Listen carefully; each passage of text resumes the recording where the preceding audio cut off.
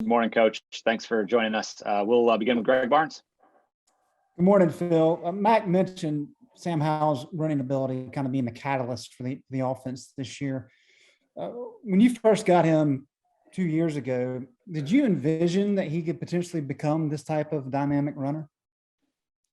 So the quarterback running has always been a component in the offense. And then what happens is you either heat it up and you emphasize it, Greg, because the quarterback is gifted enough to be a weapon in that part of the game, or you don't. Sam came out of high school, a very accomplished runner. Now he's running against some different cats at this level than he is in high school. And so you'd like to see the slide aspect be a bigger part of what he does. And he's used that in the past, these last couple of years. But this year, I think we have depth in the quarterback room, and we know Sam is a run weapon. And really, it's a scenario of need. I mean, we had a need for some backup quarterbacks in our room the last 2 years, and we were going to heat up Sam last year with the emergence of Jace Ruder as a backup for us. And then, as he was hit with injuries, we wound up feeling like we didn't have the same depth in the quarterback room again behind Sam. And so there was a need to try and keep him healthy because of the depth. This year, I've got Jacoby Criswell and Drake May in the room. And, when we got two other younger guys that I love our room. And we got 5 guys in there that are working their tail off and they can execute. So we feel like because we have more depth, we can heat Sam up and use him as a run weapon in the system. And I don't think that'll change anytime soon this season. Thanks. Andrew Jones. Hey, Coach, with the offensive line's performance Saturday night versus, I guess, the first 2 games, and I know that you had 3 different starters up there, but a couple of the other starters did play some. What was the difference, especially executing that stuff from tackle to tackle in the run game? I really think Virginia Tech is the anomaly. We had communication issues at center and communication issues in general up front. And I think that was the biggest issue for us, in the opener. And those communication issues were compounded by the crowd and the atmosphere and all that stuff. So we've been through that. But that wasn't an issue last week, and it certainly wasn't an issue this week. We weren't thrilled about how we blocked the run game last week, particularly in the first half. I thought we were a little more physical in the second half. And the other thing that's changed is Ty Chandler and Caleb Hood. Caleb is starting, he got his first real action in this game here against Virginia. So it was really the first time to see him on multiple plays, multiple reps, multiple carries. And then with Ty, I just think Ty he's kind of kicked it into gear a little bit. I thought he was a lot more decisive. I thought he ran a lot more downhill. I thought he ran with a lot more authority in this pass game than he did the first 2. And keep in mind, he's a veteran, played in the SEC, but he hadn't played in the ACC. He hadn't seen defenses are different here schematically than they are there. And he's in a different offense, and he's also playing on an every down basis for the most part. I mean, we rotate guys in, but he's the guy right now.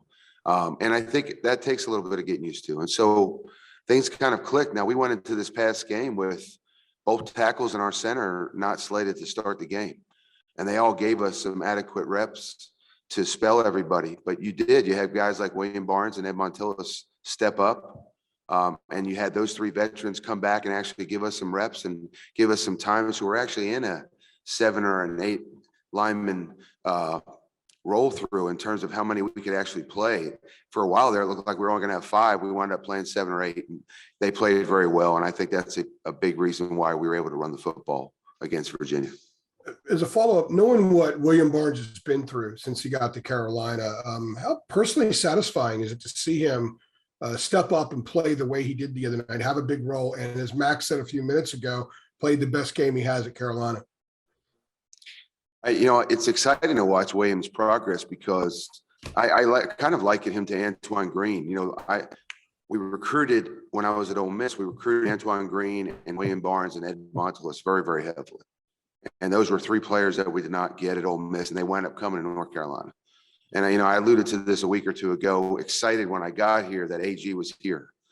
also was excited that Ed and William were here, and all three of them have kind of been on this, hey, we know they can be good. We know they have great upside, and we just have to keep coaching them and keep getting them to progress and get them to a point where they can be, starters here. And Ed played his best football last week, and he played significant reps and was consistent. And that in the past has been his issue. I think he's in better shape now. I think he understands the game as well as he has the entire time that he's been here. And I think he's playing with the most confidence right now. And then William is the same. I mean, William is very athletic. And he kind of had to work through the mental curve. And as he's cleaned up the mental aspect of his game, he's become a very effective, very athletic lineman for us. And he performed very well in the game on Saturday as well. So we're thrilled about them. And obviously AG's opportunity came a little bit sooner, and he's playing well for us. So I've been thrilled. I still remember sitting in William Barnes's living room recruiting with the O-line coach dancing in the living room with his mom, trying to get this kid to be interested in Ole Miss. And now I'm happy that coach didn't do a very good job when he came to North Carolina, because we're obviously very thrilled that they're playing well for us right now. Thank you. Appreciate that. Let's go over to Ross Martin, please. Yeah, kind of another O-line question is very closely related. Those starters didn't start, but they did play. What can you tell us about what happened there in terms of Tucker, Anderson, and Zudu coming back in, as to why they didn't start or what happened to bring them in later? So Brian, we're just trying to limit his time until he gets back to 100%, which I think we're close to now. I think we feel really good about where he is now, but leading into the game, it's always let's wait and see how he's feeling, and we get the report from the trainers, and then Stacy will decide what kind of rotation we want to have with them based on how they're playing. He's the one that's watching the box, and every position coach is going to eye up their guys and handle their rotation, and that's just how we do it here. And so unless I actually need a specific player for a specific play or a specific situation, I'm really not going. We've all talked about the rotation. We all know exactly how and why and when we want to use these guys. So they handle the rotation. And if I need somebody, I'll call them. And if I don't, then I think we're good. We have that plan ahead of time. Going into the game on Saturday with UVA, Jordan Tucker had missed some practices. And so we didn't start him because William Barnes had a great week, and it's just a next man up deal. And we started him, and he played, and Tucker was able to come back and give him some reps and spell him, so they were both fresh. And then with Easy, it's just he's on the mend with getting nicked in Virginia Tech. None of them are serious, and all three we feel like will be back for Georgia Tech. And we're kind of, I wouldn't say we're full strength, but we're in a better boat right now, numbers wise, up front than we have been the first 3 weeks of the season. And a quick follow with Josh Downs. I mean, he's made some incredible plays. What can you say about him? Is there a player that you can compare him to that you're seeing in football that he reminds you of, or you've coached? It just seems he's doing some next level things that we haven't seen before. I think that he reminds me of Elijah Moore, really. Elijah Moore was the slot that we recruited at Ole Miss. And he, all he did last year was lead the NCAA in receiving. So he was a good vertical speed, and phenomenal speed and quickness, in from 0 to 30 yards. I mean, just fantastic change of direction guy. I think in a man situation, he's almost not coverable, and we just have to do a good job of earmarking targets for Josh. And we move him around, and we're going to motion him, and we put him in the backfield, and we'll do all kinds of things with him, as we have shown in the last 3 or 4 weeks, dating back to even the Texas A&M game, because he's capable of doing that stuff. I wouldn't be surprised if you saw him run the football. I wouldn't be surprised if you saw him at wideout. Wouldn't be surprised if you saw him, tucked in the box somewhere. We're going to do everything and anything we can to get Josh touches, and he is one of those explosive players that we have in the system this year. Okay, let's go to CL Brown. Yeah, Phil, kind of piggybacking off of Josh Downs. I was curious if about a month ago you told us that you smile every time you hear his name because of, kind of the possibilities he had. But since he's got these 3 games under his belt now, is there anything that you look at that you've kind of been surprised at how quick he took to, or basically, are there any things that he's done better than you expected? I think that one of the biggest benefits to Josh Downs is his willingness to learn the game. And so we have a very intelligent player at that position. And I smile a lot because I've been very, very blessed, to have some good slots. At Sam Houston State, we had a player by the name of Jedediah Lewis. He had over 300 catches in his career. And he was very much at that level, what Josh was like here. And then I go to Ole Miss and we have A.J. Brown. And, you know who that is, right? And he's doing a good job in the NFL right now. And he was a mismatch guy. And then we went to Elijah Moore, who just got drafted. And so I come here and we've got Daz Newsome. So I've just been really blessed to have these slots. And so we haven't really had to change the focus in this offense with regard to trying to put one of our best athletes at that slot position. And now maybe, and that's some great company to be in. And now we have Josh Downs. And I don't know, they all have their strengths and their weaknesses, but I'm not sure that Josh Downs isn't the best COD, the best change of direction guy that we've had in that position in a long time. All right, let's go over to Ken Segura.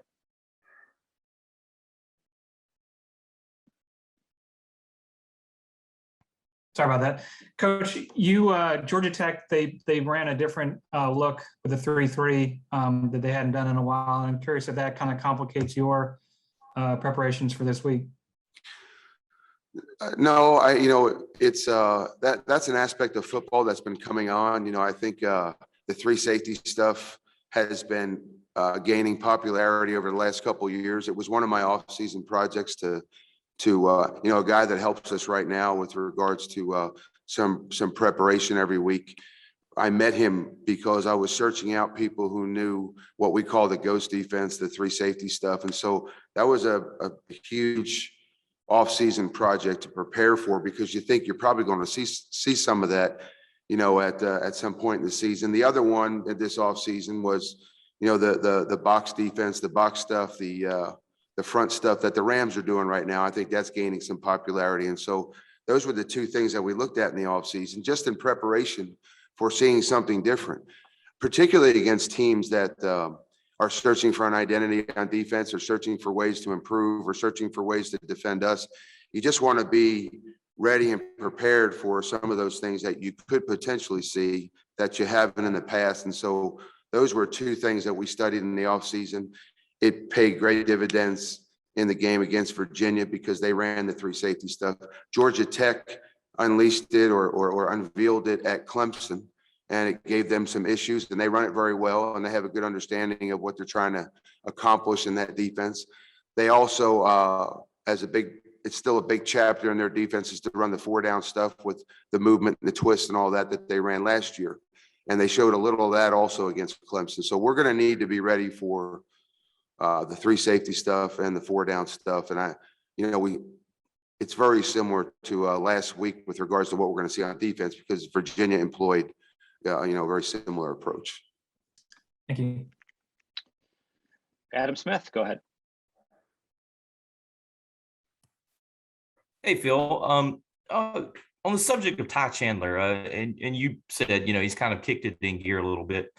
I don't know if maturity is the right way to phrase it. Just what have you seen from him in his approach? He has told us for a couple of weeks, even before he had the big game, about trying to work on the details, and he called them the little things. He's mentioned footwork, vision, just some of the finer points, I guess. Like, what have you seen from him in his approach toward trying to get better and be more productive? So, I think one, his mentality going into this game, I think he feels like he's more capable of being a more productive guy than he was in games 1 and 2. I know he came out of the Virginia Tech game not happy with his overall production. We probably had an opportunity to run the ball better in the first half against Georgia State, and we didn't. And I know he, along with the rest of the team, were disappointed about that. So I just think he made it a point in his mind to prepare as best he could and run in the Virginia game with some authority.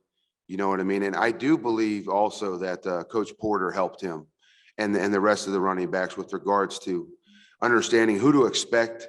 When you beat the line of scrimmage, who's greeting you? Who's going to be there? Like, have an understanding as to what you're going to see on the other side of the line of scrimmage. I know that was a part of their conversation. I think he's been working with all of those guys in that room, but particularly with Ty, because we do believe he can be very productive. And I think he showed that at Virginia. And I'd like to believe now that we're going to see that type of running back out of Ty for the rest of the season. I think he got in a groove, a little bit of a rhythm. Obviously, we have to play better up front to help running backs do that. But we're getting to a point where we're able to be balanced and be productive on both sides, running and throwing the football. And this is, as you well know, this is where we want to be offensively. Thank you. All right, last one will come from Gregory Hall. Hey, Phil, how do you expect Josh Downs's, threat towards defenses to help your other receivers in kind of the passing game, considering Josh is most likely going to get a lot of attention moving forward with 2 games over 100 yards already? I think anytime you only have one, it's easy to double team or bracket that one and really minimize and eliminate productive plays in the passing game. I feel thankful that AG is playing the way that he is. He didn't get a lot of targets Saturday. The one he caught and got us a first down. Just based on the way they were playing things, they did not crowd Josh as much as we expected. And when they don't do that, we're going to get him the football. And I think when we have to be more creative to get him the ball, we will. But he is going to need the supporting cast of Emory Simmons and Joffrey Brown and Antoine Green. And I think where we are right now with the receivers, I feel good about that entire unit. And so much like you have in the past, there's going to be days where it's Antoine Green with the big day. There's going to be days where it's Joffrey Brown or Emory. And obviously there are going to be days where Josh has big games. So it really depends on what the defense wants to do and who they want to take away. But because Josh is so explosive, we're probably going to go the extra mile there to make sure that regardless of what they do, we have an opportunity to target him with the football when we can. All right. Thanks, Coach. Appreciate it. A few minutes. All right. You'll have a great week.